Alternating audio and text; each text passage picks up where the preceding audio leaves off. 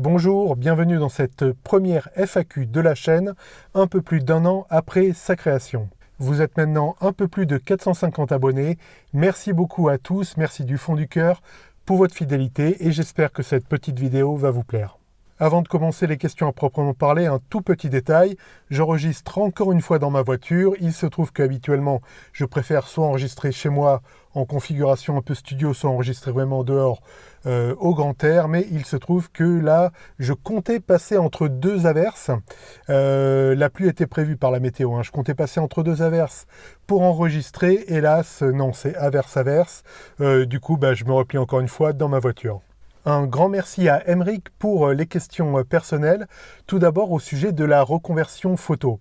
C'est vrai que je me suis reconverti dans la photo. Hélas, ça va devoir s'arrêter. Alors, je vous explique un peu.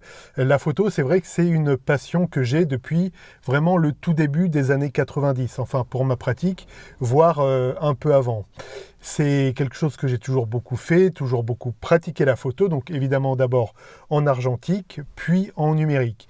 J'ai été personnellement, depuis 2011, j'ai été bureau d'études en éclairage, ce qui fait que j'avais en plus des notions d'éclairagisme, des notions sur les luxes, sur la lumière, sur la gestion de la lumière. Du coup, je me suis posé la question, là c'est environ vers septembre-octobre 2019, si je pouvais pas conjuguer vraiment ma passion avec une activité pérenne et donc me lancer dans la photo. C'est exactement ce que j'ai fait en réactivant un site que j'avais ouvert en 2016 ou 2017, Vexin Photographie, et donc en ajoutant une chaîne YouTube, la chaîne que vous regardez maintenant. Hélas, vous savez ce qui s'est passé. Après, en 2020, il y a eu le fameux Covid-19. Du coup, je n'ai pas pu développer comme je le souhaitais la photo. J'ai quand même pu réaliser certaines prestations, notamment des prestations de portrait, notamment des prestations corporate pour une entreprise de nourriture et une prestation vidéo. Alors, évidemment, pas de fiction. Je n'ai pas du tout les compétences en vidéo pour faire de la fiction, mais de vidéo reportage de témoignages. Voilà comment j'ai pu dégager des revenus pour la photographie. Hélas, là, j'enregistre, on est en 2021, en mai 2021. L'activité n'est plus trop pérenne, avec tout le Covid, m'a empêché vraiment de développer le carnet d'adresses, de développer ce qu'il faut. C'est vrai qu'on va vers la fin, a priori, de la pandémie. C'est vrai que les beaux jours vont revenir, sauf là, je comptais enregistrer en extérieur en mai, mais c'est pas possible. Donc c'est vrai que les mariages, les baptêmes, tout ça, ça va revenir. Hélas, j'ai pas assez de sécurité. Quand on entreprend, c'est ce que j'avais retenu quand j'avais été entrepreneur en tant que bureau d'études lumière. Quand on entreprend, il faut un minimum de paliers de sécurité au niveau des finances, et actuellement, je n'ai plus ce palier de sécurité. Voilà. Donc, c'est plus viable. Du coup, la chaîne continue, évidemment, mais je ne pourrai plus vivre à 100% de la photo. Emeric posait aussi la question de la complexité de l'installation. Il se trouve qu'il n'y a pas eu énormément de complexité tant qu'on est seul, et j'étais appelé à rester seul, c'était vraiment pas compliqué. Aujourd'hui, les démarches se font très bien en ligne pour s'immatriculer, et disons entre deux confinements, entre les confinements 1 et 2, là où j'ai pu avoir des opportunités pour faire des prestations, j'ai trouvé relativement facilement des personnes, voilà, avec deux biais, évidemment déjà le bouche à oreille et évidemment un peu de prospection sur internet, mais j'ai pas eu trop de mal, je dirais. Du coup là, je pense que c'est la bonne période. Alors peut-être que pour moi, dans le futur, il y aura d'autres spots, je dirais, où je pourrais me relancer, mais là, je vais être hélas obligé d'arrêter l'activité de manière professionnelle. Alors, il ne faudrait pas que dans 5 ou 6 ans, quand je relance, il y ait le Covid 2025 ou je ne sais pas quoi, là, ce serait vraiment la guigne, mais je ne sais pas. En tout cas, voilà ce qui s'est passé. Notamment, bon, c'est quand même une expérience que je ne regrette absolument pas, même si là, je vis mes derniers mois en tant que photographe professionnel. Comme je le disais, la chaîne continue évidemment, il n'y a pas de souci et ce sera avec un grand plaisir de faire des vidéos régulièrement.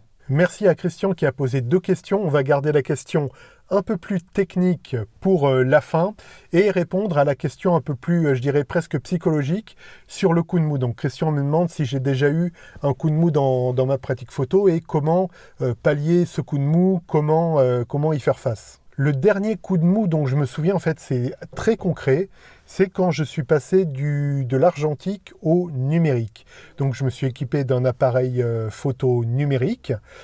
Et du coup, je suis rentré dans une phase de test, en fait, de cet appareil photo.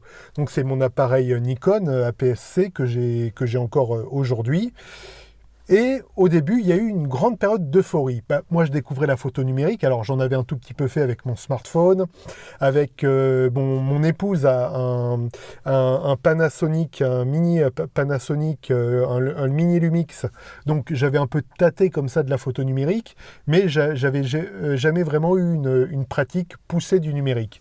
Du coup, j'ai fait beaucoup de photos et qu'est-ce que j'ai fait pour tester cet appareil? J'ai testé les profondeurs de champ, du coup je faisais beaucoup de photos à grande ouverture. Voilà, les fameuses photos à grande ouverture, notamment de fleurs. Aujourd'hui, alors je dirais pas que je ne photographie plus de fleurs, mais vous savez, ces photos de fleurs qui se détachent bien avec une faible profondeur de champ, en fait j'en ai soupé jusqu'à en être un peu dégoûté quelque part. Du coup, dans ma pratique photo, j'ai vraiment connu un gros ras-le-bol et un gros coup de mou. En gros, j'avais l'impression que plus rien n'avançait, que j'étais que des fleurs, des feuilles, comme ça, avec une faible profondeur de champ. En plus, l'impression de tourner en rond artistiquement.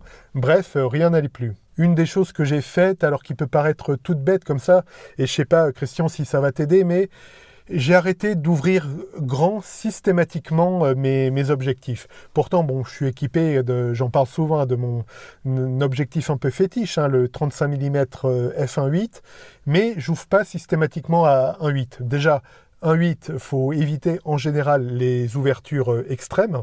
Donc quand je cherche à ouvrir grand, je n'ouvre pas à 1.8, mais j'ouvre à 2 ou à 2.8. Mais j'évite de me dire qu'il me faut le beau flou d'arrière-plan systématiquement.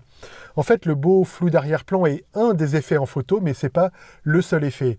Et c'est un peu comme tout, on s'en lasse à force. Je vais prendre un exemple qui semble ne rien avoir, mais en fait qui est assez lié. À titre personnel, j'aime énormément le couscous. Je pense que c'est mon plat préféré. Quasiment tous les couscous, vraiment les bons couscous. J'ai la chance d'avoir une mère qui le cuisine très bien.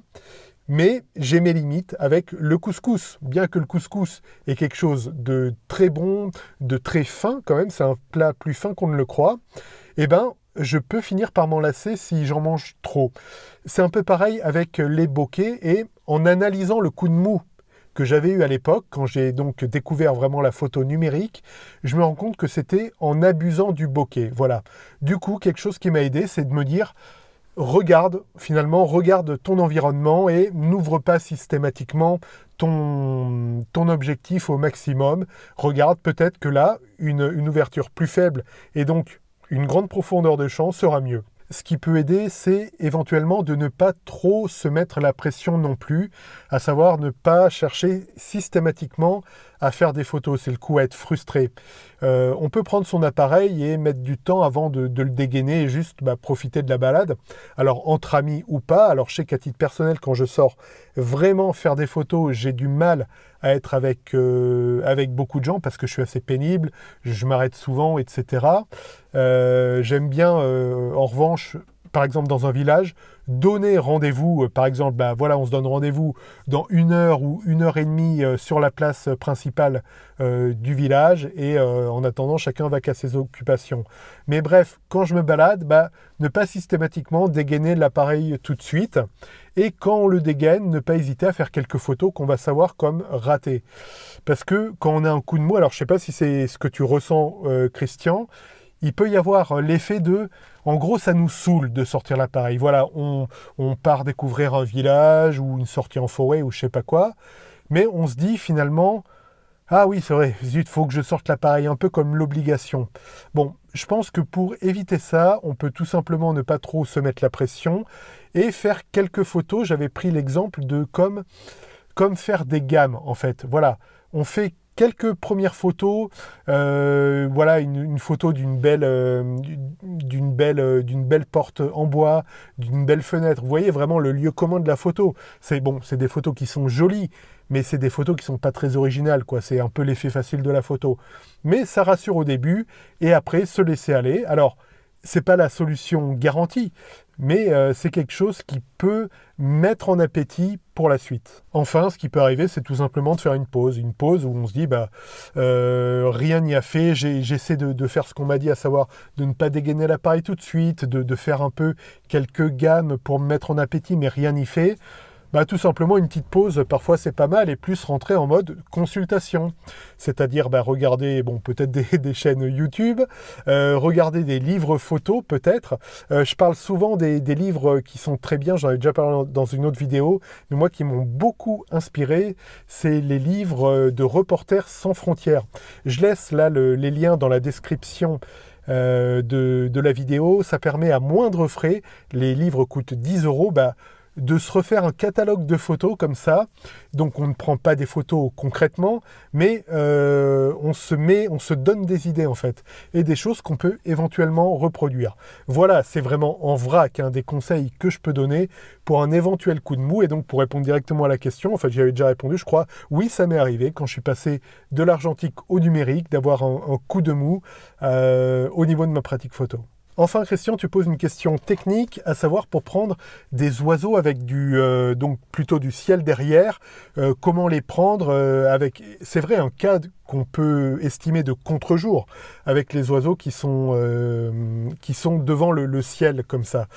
Une des choses que je dirais, c'est déjà de savoir de quel oiseau il s'agit. Alors, je ne suis pas spécialiste en oiseaux, mais si c'est des oiseaux qui bougent vraiment beaucoup, peut-être il est préférable de ne pas faire de mesure spot, mais plutôt d'utiliser la compensation d'exposition. En effet, la mesure spot, je trouve, ne permet pas d'être complètement réactif. En revanche, la compensation d'exposition permet d'être très réactif, et parfois, c'est pour ça que je posais la question de quel est le type d'oiseau, il faut être assez réactif. Comme tu l'as toi-même constaté, si je lis ta question, il y a un risque de contre-jour. Du coup, ce que je préconise, c'est déjà de te mettre en compensation d'exposition. Et compensation d'exposition est déjà d'essayer de compenser avec un diaph. Voilà, ça permettra, je pense, d'éviter le contre-jour, un diaph ou plus, pour avoir les oiseaux bien exposés. Et donc, évidemment, ton ciel va être un peu brûlé, mais l'idée est de vraiment bien exposer les oiseaux. Évidemment, si ton objectif est d'exposer les oiseaux pour que les oiseaux soient à contre-jour, mais que le reste soit normal, là, il n'y a même pas besoin de mesure spot ni de compensation d'exposition. Tout simplement, une mesure matricielle sur l'ensemble va faire que l'appareil va détecter normalement une forte luminosité, donc il va exposer pour le ciel si le ciel est dominant dans la photo, et du coup, naturellement, si je puis dire, les oiseaux seront à contre-jour. Voilà, donc pour me résumer, plutôt que de passer en mesure spot, je dirais pour des oiseaux qui, alors rapide ou pas, je sais pas, mais dans le cas où il faut être vraiment réactif, plutôt rester en mode matriciel de calcul de lumière normale, me mettre en compensation d'exposition, compenser, je pense, d'un diaph, et essayer comme ça. Peut-être essayer en compensant d'un diaph 1/3 ou d'un diaph 2/3.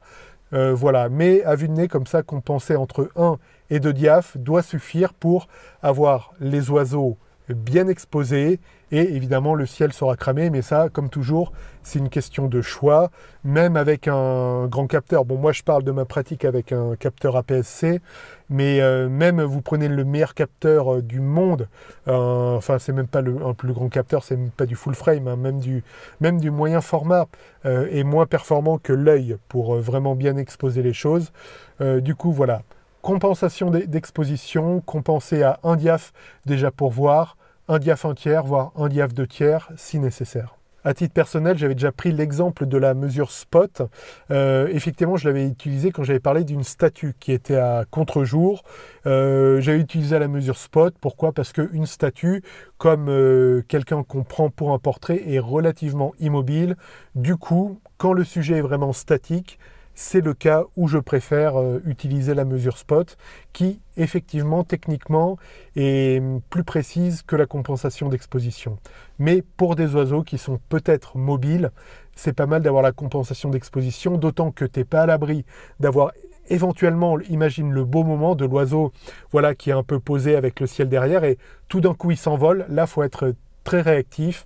Du coup, la mesure spot, ça semble difficile pour vraiment bien faire la mesure de lumière précisément sur l'oiseau. Du coup, compensation d'exposition pour être réactif. Voilà, c'est tout pour cette première FAQ. Merci beaucoup de l'avoir suivi. Je vous laisse en recommandation, quelque part sur ma droite, vers la gauche de l'écran, là, une playlist de vidéos des sorties photos. Donc je réalise, en plus des vidéos du vendredi, des vidéos sorties photos. L'occasion d'avoir une approche un peu plus terrain des choses et voilà, de parler des notions techniques concrètement sur le terrain. Encore merci d'avoir suivi cette vidéo. Je vous dis à très bientôt. Et d'ici là, faites de belles photos. Ciao!